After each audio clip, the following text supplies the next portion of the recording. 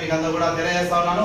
నిరంతరం ప్రజల్లో ఉండి ప్రజా సమస్యలపైన, రైతు సమస్యలపైన, నిరంతరం పత్తికొండ నియోజకవర్గ అభివృద్ధి పైన అనేక పోరాటాలు చేస్తూ ముందుండి రేపు భవిష్యత్తులో పత్తికొండ అభివృద్ధికి అనేకంగా కృషి చేస్తున్నటువంటి రామచంద్రయ్య గారిని ఖచ్చితంగా గెలిపించాల్సిన అవసరం ఉంది. ఈరోజు కంకికొడవలి గుర్తును గెలిపిస్తేనే పత్తికొండ నియోజకవర్గం అభివృద్ధి చెందుతుంది. ఈరోజు రౌడీలు, గూండాలు రాజకీయ నాయకులుగా మరి ఈరోజు ప్రజలను పట్టించుకోవడం లేదు. కార్మిక హక్కులను కాలరాస్తా ఉన్నారు, రైతుల హక్కులను కాలరాస్తా ఉన్నారు. కాబట్టి రైతులు, అదేవిధంగా కార్మికులు, విద్యార్థులు, యువజనుల సమస్యలు పరిష్కారం కావాలంటే చట్టసభల్లో కమ్యూనిస్టులు ఉండాల్సినటువంటి అవసరం ఉంది.